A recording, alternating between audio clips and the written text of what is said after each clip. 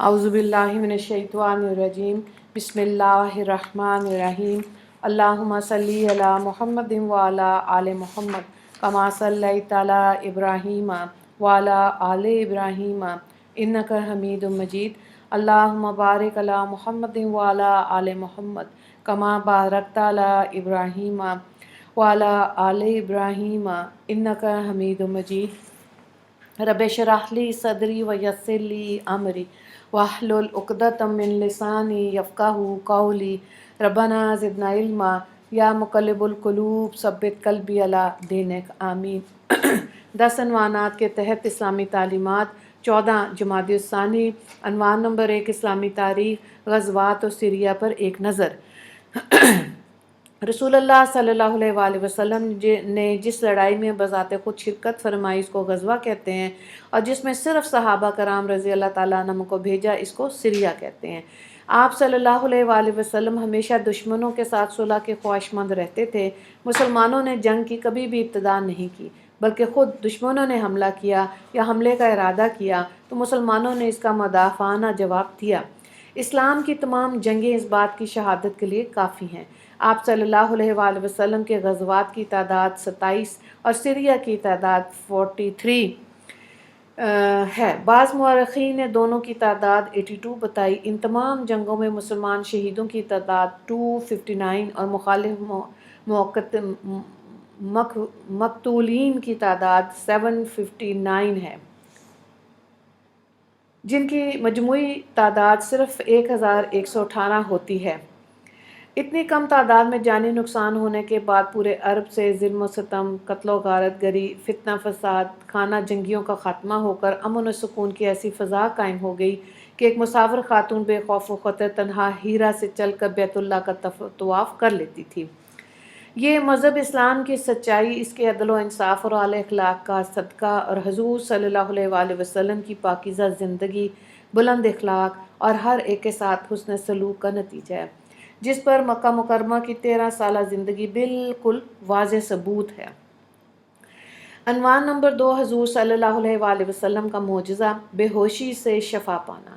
حضرت جابر رضی اللہ تعالیٰ عنہ فرماتے ہیں کہ ایک مرتبہ میں سخت بیمار ہوا تو رسول اللہ صلی اللہ علیہ وآلہ وسلم اور حضرت ابو بکر صدیق رضی اللہ تعالیٰ عنہ دونوں حضرات میری عیادت کو تشریف لائے۔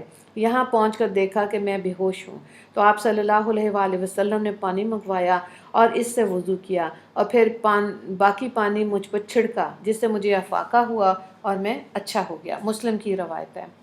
عنوان نمبر 3 ایک فرض کے بارے میں، غسل میں پورے بدن پر پانی بہانا۔ رسول اللہ صلی اللہ علیہ وآلہ وسلم نے فرمایا، جسم کے ہر بال کے نیچے ناپاکی ہوتی ہے، لہٰذا تم بالوں کو دھو اور بدن کو اچھی طرح صاف کرو۔ ترمذی کی روایت ہے۔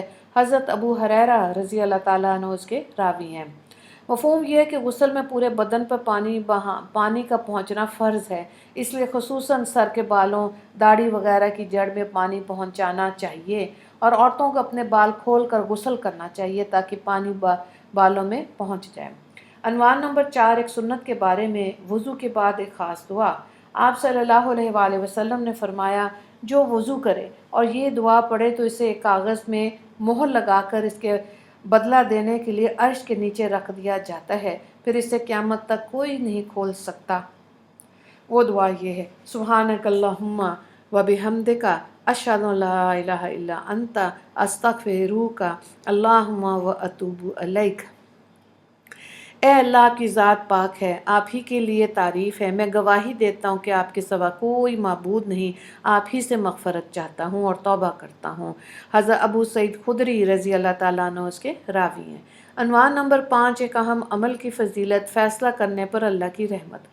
رسول اللہ صلی اللہ علیہ وآلہ وسلم نے فرمایا، فیصلہ کرنے والے کے ساتھ اس وقت تک اللہ کی رحمت ہوتی ہے جب تک وہ ظلم نہیں کرتا، پھر جب وہ فیصلہ کرنے میں ظلم کرتا ہے تو اس سے اللہ کی رحمت دور ہو جاتی ہے اور شیطان اس پر مسلط ہو جاتا ہے۔ ترمذی کی روایت ہے۔ حضرت عبداللہ بن ابی اوفا رضی اللہ تعالیٰ عنہ اس کے راوی ہیں۔ عنوان نمبر 6 ایک گناہ کے بارے میں، کفر کی سزا جہنم ہے۔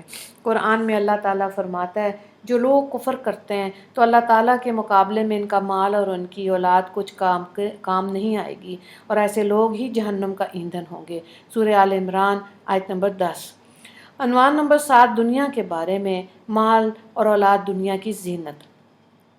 قرآن میں اللہ تعالیٰ فرماتا ہے مال اور اولاد یہ صرف دنیا کی زندگی کی ایک رونق ہے، اور جو نیک اعمال ہمیشہ باقی رہنے والے ہیں وہ آپ کے رب کے نزدیک ثواب و بدلے کے اعتبار سے بھی بہتر ہیں اور امید کے اعتبار سے بھی بہتر ہیں، لہٰذا نیک عمل کرنے کی پوری کوشش کرنی چاہیے اور اس پر ملنے والے بدلے کی امید رکھنی چاہیے۔ سورہ کہف آیت نمبر 46۔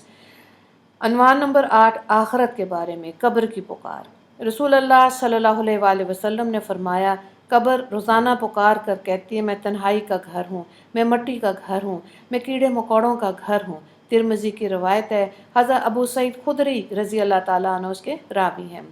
عنوان نمبر 9 طب نبوی سے علاج، بڑی بیماریوں سے حفاظت۔ رسول اللہ صلی اللہ علیہ وآلہ وسلم نے فرمایا جو شخص ہر مہینے 3 دن صبح کے وقت شہد کو چاٹے گا تو اسے کوئی بڑی بیماری نہیں ہوگی۔ ابن ماجہ کی روایت ہے، حضرت ابو ہریرہ رضی اللہ تعالیٰ عنہ اس کے راوی ہیں۔ عنوان نمبر 10 نبی صلی اللہ علیہ وآلہ وسلم کی نصیحت۔ رسول اللہ صلی اللہ علیہ وآلہ وسلم نے فرمایا اے لوگو، اللہ تعالیٰ فرماتا ہے کہ اس سے پہلے لوگوں کو بھلائی کا حکم کرو اور بری باتوں سے روکو، کہ تم دعا کرو اور میں تمہاری دعا قبول نہ کروں، اور تم مجھ سے مانگو میں تمہیں عطا نہ کروں، اور تم مجھ سے مدد طلب کرو میں تمہاری مدد نہ کروں۔ ابن حبان کی روایت ہے، حضرت عائشہ رضی اللہ تعالیٰ عنہ اس کی راوی ہیں۔ وآخر دعوانا ان الحمد للہ رب العالمین، اللہم اغفر للمسلمین والمسلمات والمؤمنین والمؤمنات۔ السلام علیکم ورحمۃ اللہ وبرکاتہ۔